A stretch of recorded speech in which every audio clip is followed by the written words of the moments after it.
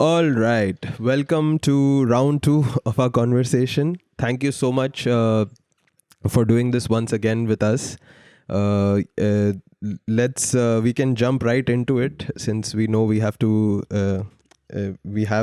some questions left and we really want to, yeah.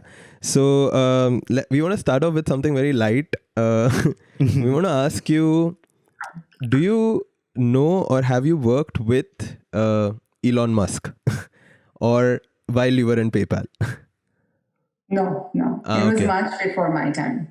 All right. Okay. Okay. So, I mean, the reason to ask this question was also because we were trying to look at the aspect of what is it working with since early on, people in decision making or leadership positions, because eventually you also now you are in a decision making / leadership position. But what was it? What was the journey like? How did it start off, and how did it? What was the culture like? What have the changes been? Yeah, so I'll tell you, when you think about leadership, and especially some of these leaders that you mentioned. Yeah. So Elon Musk is one. Steve Jobs is one. Mm-hmm. Yeah. And when you think about leadership styles, at least that is a very top-down leadership where the leader is a massive visionary. They know exactly what they want, and they strive for that, and they demand for that. Okay.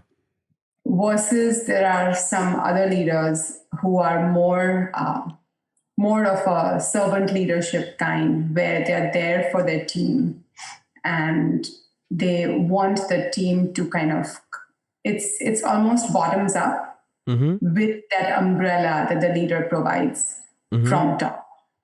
Yeah. And I've been in places where I've experienced both. And that has helped me influence my leadership style, where it's more of setting the vision, knowing exactly where we want to go, but then enabling the team and making the team feel more empowered to drive towards that. And I'll tell you the reason behind why I have formed this style is because I clearly am not super technical, and there are so many areas where I need partnership or help from folks who are more savvy in those areas than I am. So I'm quite creative. I have a vision. I know where we want to go, and then I leverage the skills of my team and create a story or a narrative as a whole from the team perspective. All right. And there's no right or wrong style. It's just this is how it works. Like, I know folks who worked with Steve Jobs, and it's very clear that he tells you exactly what he wants, and he makes it happen. He is very deep in the details, as well as he's doing this whole vision setting and pushing the folks to get there. It could be quite demanding too. Yeah. And being a woman in this position, what has your experience been like through all these years? Because I remember we also when we discussed this earlier, I think you had mentioned that there are certain aspects of this kind of the tech industry itself when it comes to its culture and its gender ratio and things like that. So how has your experience been as a woman within in a leadership position in the tech industry in all these years? Yeah, so definitely not very easy. Okay. It does need constant reinforcement and constant learning and constant establishing yourself again and again with your peers and the management and everyone. Yeah. I think the thing that I've experienced is, especially when I was growing up in India, I went to an only girls school. The architecture education that we spoke about had a lot of, majority of our class was girls and women. Right. Yeah. I never really thought of the gender gap growing up. Yeah. And once I started working, I realized, and I would walk into some of these meetings and I would realize, oh my God, they're like 80% of the room It's just are men. men. Yeah. And women were definitely a minority. And women of color are even a bigger minority. Yeah. Yeah. So it took some time to think through or come up with techniques or strategies to get yourself heard, to get the trust and to create that relationship with the group that you're working with. I have a slightly sort of pointed one within this larger. Do you ever experience, especially with the construction industry, the biggest irony in India is there are more girls studying architecture, but fewer out in the market usually, and so kind of it's changing now, especially in the cities. But do you think, especially with big tech now, where the scale of investments has sort of again skyrocketed and people are talking about bubbles, I think what I wanted to ask about is risk, right? That is something that not only has a sort of capital thing, but the thing about risk is the experts about risk were insurance people. And suddenly in our 21st century world, the experts on risk are people who are confidently still investing in, let's say, Uber, which has never made a profit in its whole lifetime.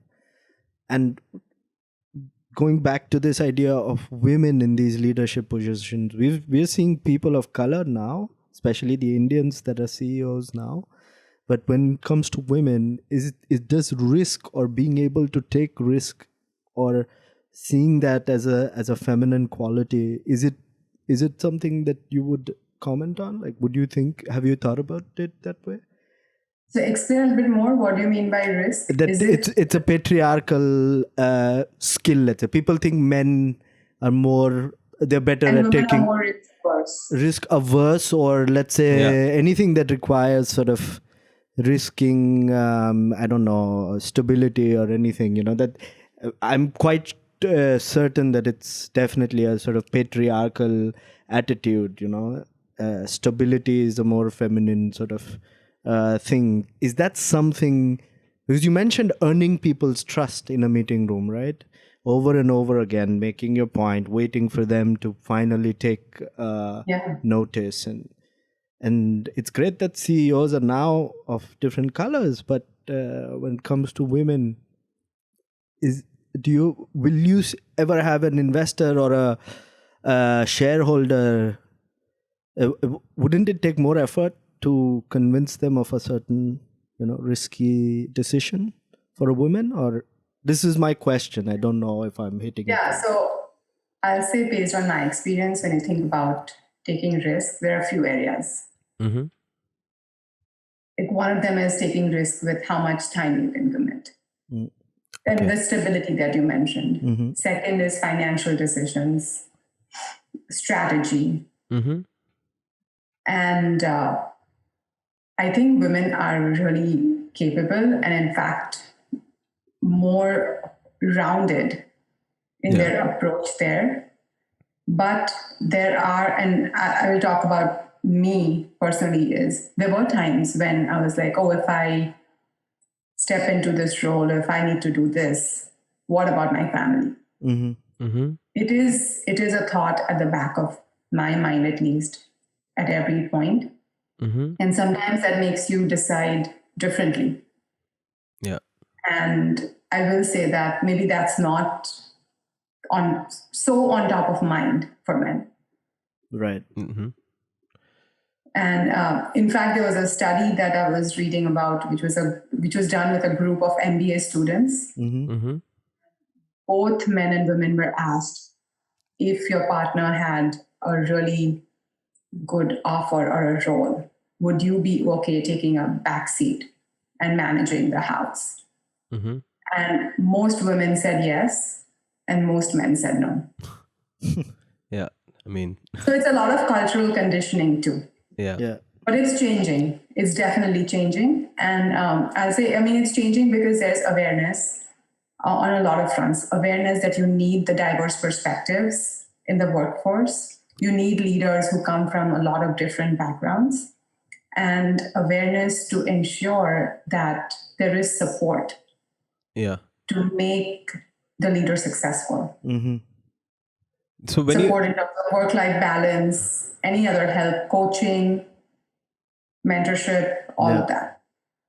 So also when you speak about diverse backgrounds or diverse perspectives that are now needed within these, within these spaces, what happens when a woman of color such as you is in a leadership position? How do you look at different cultures that you have to roll out a product for, or engage with? Does that kind of a, for lack of a better word, does identity from that perspective play a role in the way or in the lenses that you use to look at these different backgrounds or these different cultures with which you have to roll out products or engage with things like this? Look, I think rolling out any product that is for the masses, you need to have the empathy and the understanding of different cultures. And having experienced different cultures, you come at it with a very different perspective. So I would say yes, the more diverse an individual is or the team is, the influences that each one brings and the thoughts that each one brings to define the product is natural. And sometimes it's not explicit, but you often think about, or you draw upon your experiences growing up or throughout your life. And it comes into your design. And there's always a sense of feedback, like autonomous feedback coming out of these cultures that, especially in the last decade with the explosion of what social media is, there are ways of sort of building an instinct, right? For somebody that is in a creative role at a company like yours. Totally. And also the innovation part of it, right? Because the different perspectives that you've had brings that innovation element, which might be not as easily accessible to someone who's not exposed to a variety of life situations or cultures. Could you think of maybe an example? I mean, I don't know, I'm going out on a limb here, but do you think there is something at the top of your head? If not, we can go to I mean, a very simple example is anytime I'm thinking about a product, I always think about how would my parents use it. Okay. And a classic example is, I was just talking to my mom right now, who has a Pixel phone, and I have an iPhone. And she's mastered the use of this Android phone, and I cannot figure out how to use it. And she's 75 plus. Okay, so... Right? So just that ability to be able to design or think about how would kids use it or seniors use it or folks who have some disabilities use it. It's just so impressive. Yeah. And also you think that is happening more now, or it has always been a sort of implicit quality within big tech? Decision makers that you worked with earlier, CEOs and other people in those positions were always sort of very pro looking at a cultural notion or looking at a thing. Has it been like a sort of, let's say, 20-30 year trajectory, or is it now like it's something new, or I don't know? I would say it's increased definitely in the last 5-7 years. Okay. Because prior to that, it was West first or North America first. Okay. And now it is, I mean, the markets here are saturated. So it is more global. And another example, I think we had discussed this as well, is like for PayPal, when we were launching in India or China, a specific product, it was interesting to kind of think about the email address part. Right. Yeah. All over here, it was you sign in with your email address, and then we realized folks don't have an email address. So how do you enable phone sign in? Yeah. And the aspect of identity and people changing phone numbers. Getting a new SIM card is so easy. Yeah. So, and people every 3-4 months get a new SIM card. Like, how can you maintain that on Continuity. Yeah. Also, maybe Trump getting elected had a little to do with it, because a lot of Americans, I heard, were trying to get out of there, at least go to Canada. I'm just joking. So the global outlook in the last 5 to 7 years kind of coincides. Yeah, or you see some of these products like TikTok and Snapchat, and it's all coming from the East. Yeah, definitely. Yeah, I spent some time in China, and when I first got there, I was completely shocked at how advanced WeChat was, or how Alibaba had these amazing systems going on the phone, where I was paying someone who came to deliver something at my door, to the taxi guy, to everyone. I went to the ATM once a month. It was crazy. And this is 2014. Yeah, and a couple of years ago, when I was in Shanghai, with Volvo, I saw a vending machine for cars. What does a vending machine? Literally, it's like a 5-story building. Okay. The car slotted, and then through your app, through WeChat, you're authenticated. They have all your information, right? Yeah. Your credit history, your bank balance, everything. So you finish the application on the couch at home. You go there, you scan the code. Yeah. And the car actually drives down. Oh, wow. And then you take the car. It's for a trial. You take the car. If you like it, you can just finish the whole transaction on WeChat and keep the car. If you don't like it, you can come back and return it. Oh, okay. Oh, wow. This is before COVID? This is very COVID-like, the system. 2018. I don't think it exists, but it was a trial. It was pretty neat. It was really neat to see this. Oh, wow. I mean, I and think you can actually see, you know how in the vending machine you see the candy drop? Yeah. Because literally you can see the car coming down. This sounds so fascinating, just to see it happen. I mean, I think it must have been great. Trialing that in other parts of the world, I'm sure we'll come up with a lot of stories, funny ones. Yeah. Where people tried to hack the car and take it for free. Yeah. Oh, yeah. I don't know why I'm thinking that. Yeah. But I think it's good to do in China. Right? You can never get out. Yeah. I think this that you bring up, this trial that was happening, is great as a segue into our next question, which is, what do you think is a good experiment to be made today, to be done today, or is happening already? In tech, whatever is your expertise, in terms of what's the boundary or what's the frontier today for you? This is a very broad question, but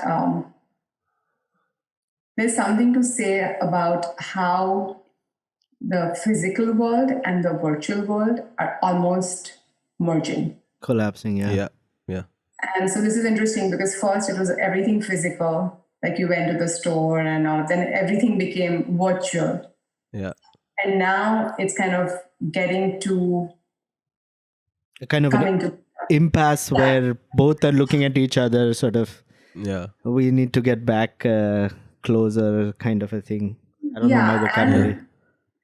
And what it could unlock in terms of convenience, in terms of innovation, in terms of everything. And especially when you think about this, so let's talk about fashion, right? Yeah. Mm-hmm. It's very easy to we started with sunglasses, AR, or whatever. You can kind of they turn on the camera and you can try different sunglasses or reading glasses or whatever, right? And then you pick and you say, yes, I want to buy this. Similarly with outfits. Mm-hmm. And now if you see, that still exists, but then you have the person from Amazon waiting outside your door with 5 outfits and try it. If you don't like it, I'm waiting here for 15 minutes, I'll take it back. Yeah. So it's almost gone to another. We thought with the virtual, it's so cool. I can sit and shop but then still there is this little bit of like, I don't know what it'll look like, right? When it actually comes. Yeah. And now it's like completely at your fingertips. Yeah. And so that's one area. The other big area, which is on the verge of disruption, I think, same thing, physical and virtual, is your vehicle.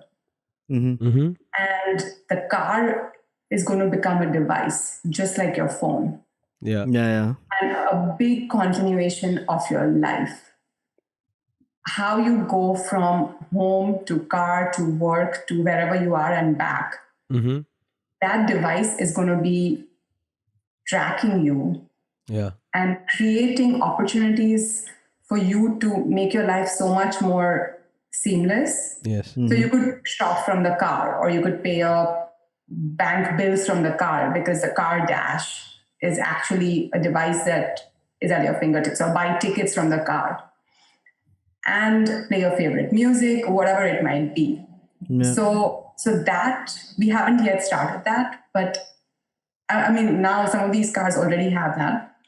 And then when you get to autonomous driving, that 1 hour or 2 hours that you spend in the car is time for productivity. Yeah.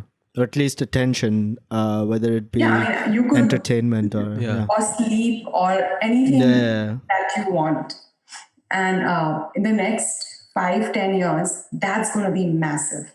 Massive. I don't know. I mean, can't even imagine what it'll be if you get those 2 hours back. And all these capabilities in those 2 hours. I want to ask a quick... Especially with voice recognition and everything, right? You can just sit in your car and say, take me here, and pick up a Starbucks. And I've seen demos where 8:15 you get in the car is like, hey, do you want to just stop by at your regular Starbucks? Starbucks knows what you want. So it's ready for you. You pick it up, get to work. On the way, certain calls that are going to be made, or your calendar is synced also. The car will just dial it. You wrap up your work. You want to listen to music on the way back, come back, stop at the grocery store, pick up your stuff. Don't even walk in, right? It's curbside pickup. And you head home. There's a lot of like virtual assistants and sort of characters that are going to get introduced to our lives. I think maybe to sort of bring it back to where we started from, the whole discussion, which was sort of architecture and the education within architecture that you had. I think we can put a nice bow to this conversation. I want to ask you, do you think this confrontation that you speak about, will architecture in the way we know it now, the way we know our cities, the way we know our neighborhoods, the way we know our streets, will architecture play a role, or what is going to be the confrontation with architecture itself like going forward? As a profession, right? Yes, as a profession. Yeah, absolutely. It's going to evolve. It is going to start intermingling more and more with tech. Because, I mean, you're designing these cities, streets, homes, buildings. We do have this current discussion going on about, is this something architecture has never dealt with? We've dealt with efficiency, but we've never dealt with something called real time. Real time. It's something architects have never had to think about. And that, in that sense, like, we think you're in a very unique position. In fact, do you think you still see cities as an architect? Yeah. That must be cool, right? Like, yeah. And I mean, I would say architecture hasn't had to think about this at the pace at which technology is changing. But at a slower pace, it definitely had to think about it. When we moved from staircases to escalators, when elevators came in, designs had to evolve. We had to account for these changes. When there were doors and louvers at the window controlling heat. Yeah. Yeah. Yeah. And if you really think about it, cities were designed based on weather patterns and movements of the sun and all of that. So a lot of that has been taken into account and at a slower pace. Mm-hmm. And in fact, I think architects will have a very big role to play with this physical and virtual changing worlds. And you can already see it in homes, right? Yeah. With the way you put in your appliances or things that you have in your house, like wired speakers or whatever you talk about, weather systems, AC systems. People are thinking about it. Now expand that to a city level. Mm-hmm. And it will impact. And I think this is the right time, if architecture education is not already looking at it, to start including that in the curriculum and creating that awareness. But yeah, I mean, I think when you are on the street, like you said, you think about it as an architect. I'm pretty sure you're also looking at a building and saying, this is the next, like looking at it as an X-ray and thinking these are the things that need to get integrated into this in terms of tech now. There are going to be these things, and I think that's because we always complain, architects. We always talk about big data as something that architecture could use, but somehow architecture doesn't have its own big data. We don't know. I think we need to start creating it and collecting data of what architecture is and already exists, right? Yeah. And then know what kind of a sensor you need, how thick the wall is, totally. how well does your facade know you and your habits. I don't know, I'm just riffing here, but totally. So all that could be. Big data now is making a huge impact in the health tech industry. Okay. So, and it's still new, but it's happening. I was just reading this article where they're talking about companies trying to look at health patterns and health data of thousands of people and trying to match it. Like when I walk in, they'll be like, oh, you look like this cohort of users that we've seen based on your health history or whatever. So these are my recommendations for you. To continue leading a healthy life or make these changes because these folks have these diseases and you are on that path. So they're analyzing so much data to tell you what's the best lifestyle or medication or whatever for you. It's just happening. I'm worried if that app is going to say, we know how much time you're spending at the northern window of your house. You need to go spend some more time at the southern window. For vitamin D, and then architecture is like there is a director inside the house telling you what to do. No, I'm just kidding. But but there could be technology that's the things that we look at, like orientation of the house. All of that, it could just happen through a software. I think that is a great place to sort of stop this, because it's a very I think it's an optimistic note also. Gives us a lot to think about and also work on. Exactly, think through and work on. Chirag and I are always trying to figure out the next experiment. We still have to start with the first one, but I mean, we would want to ask you if you have any questions for us. Absolutely. I mean, if there is anything that you would like to ask us. I mean, this is the last question that you asked me. I would love to hear your take on that. Which one? What are you seeing as the next big thing in terms of innovation or changes that are coming? Well, in architecture, from our own experience, also because of the sort of school that we both went to here in Frankfurt, the Stelschule, we talked about this stuff, and really virtual reality, mixed reality applications, and how we basically had three different types of studios there. One worked with a lot of real-time sensors and sort of sculptural pieces that would respond, had some sense of haptics and even sort of machine emotions kind of ideas. And the other one was an architectural one, and then completely theoretical and architectural in a sense. And the third studio was obsessed with virtual spaces and their qualities and their sort of experience as a whole. The problem, not problem, but the place of the seed where it lies for us today is these virtual spaces, because we're really beginning to build the vocabulary for it as designers. Yeah. We're really beginning to construct that vocabulary because it doesn't exist. Even if you are wearing VR glasses and you're looking at you're inside a 3D model of your own apartment house, Yes. it's different.